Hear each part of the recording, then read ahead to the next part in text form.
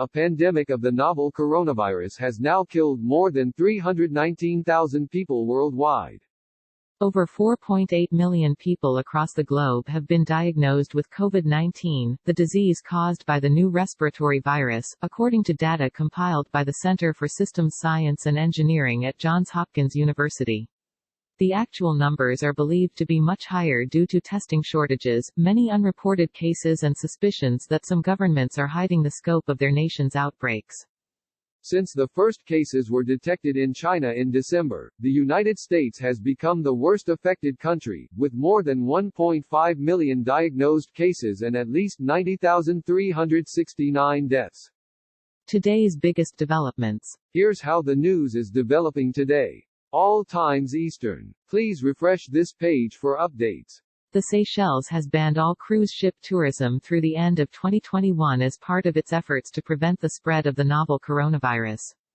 The East African island nation's tourism minister announced the 2-year ban on all cruise ship calls at Port Victoria earlier this month, saying the measure takes effect immediately, according to the Seychelles Nation, the national newspaper. The country's international airport on the island of Mahé has also been shut down since March due to the coronavirus pandemic. The Seychelles appears to have been largely spared from the scourge of the pandemic. The archipelago has just 11 diagnosed cases of COVID-19 and no reported deaths, according to a count kept by Johns Hopkins University. However, the country's economy relies heavily on tourism, which is its second main source of foreign exchange earnings after commercial fishing, according to the Geneva-based International Trade Center.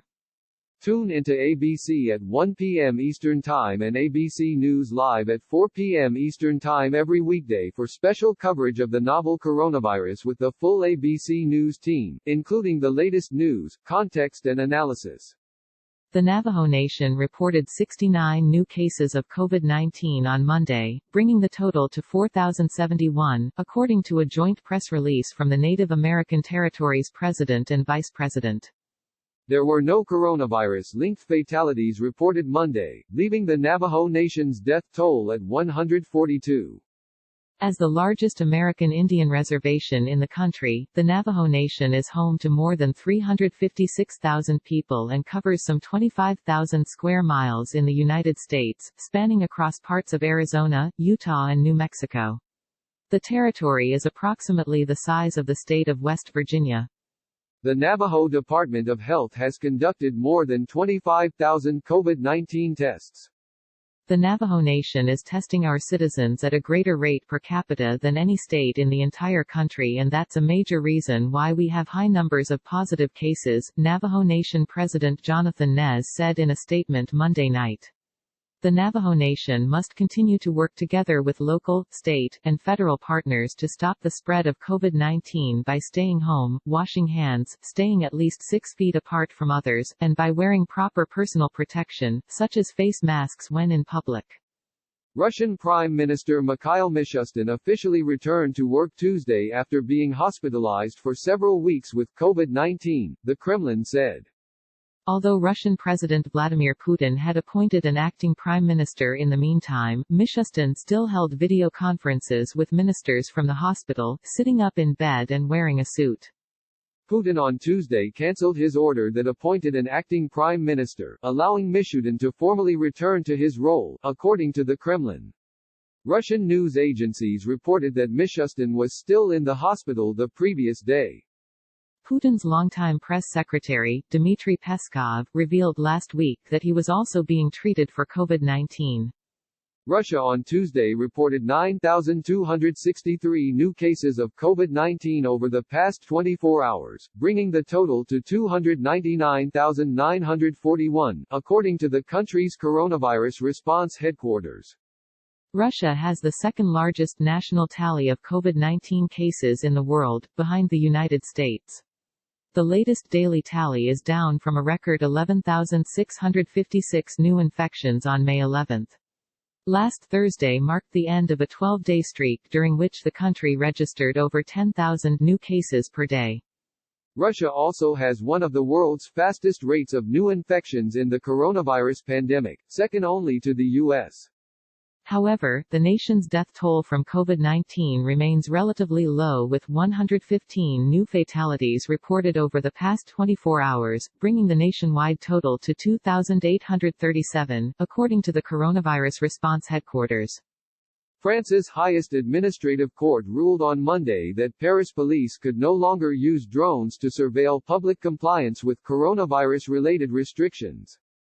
Police have used unmanned aerial vehicles with surveillance cameras in the French capital since mid-March to ensure people were complying with containment measures imposed to curb the spread of the novel coronavirus. However, the Paris-based Council of State decided that it constitutes a serious and manifestly unlawful infringement of privacy rights, according to an order made public Monday in response to a lawsuit filed earlier this month by civil liberties groups. Following Monday's ruling, the Paris Police Prefecture announced in a statement that drone monitoring of compliance with deconfinement measures has been suspended. France is one of the worst affected nations in Europe amid the coronavirus pandemic, with more than 180,000 diagnosed cases of COVID-19 and at least 28,242 deaths, according to a count kept by Johns Hopkins University. Earlier this month, France began to gradually emerge from a nationwide lockdown imposed to curb the spread of the virus.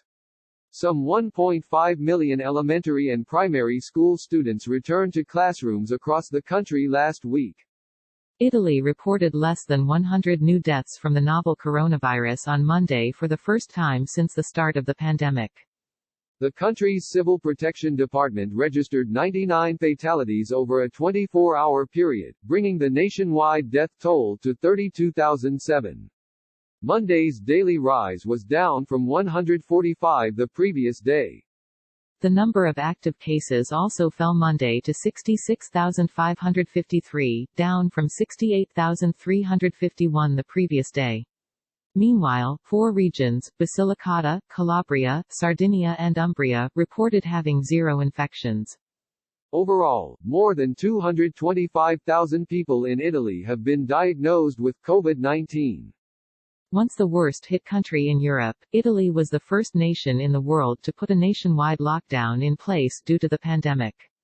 The country began to slowly lift the strict lockdown earlier this month.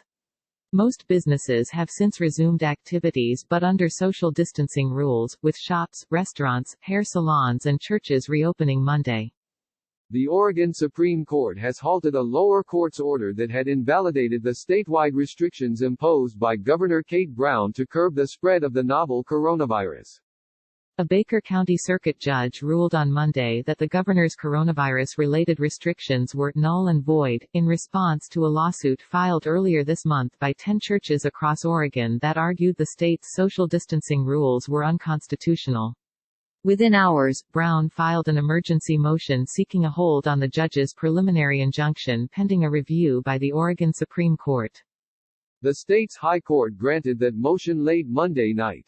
Following swift action by the Oregon Supreme Court, my emergency orders to protect the health and safety of Oregonians will remain in effect statewide while the court hears arguments in this lawsuit, Brown said in a statement after the court's ruling.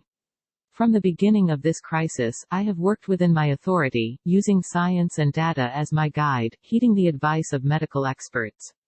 This strategy has saved lives and protected Oregonians from the worst of the COVID-19 pandemic. The Oregon Supreme Court is requiring both sides to submit their arguments in the case by Friday. The court did not set a timeframe for when it would decide the issue, according to Portland ABC affiliate Catu.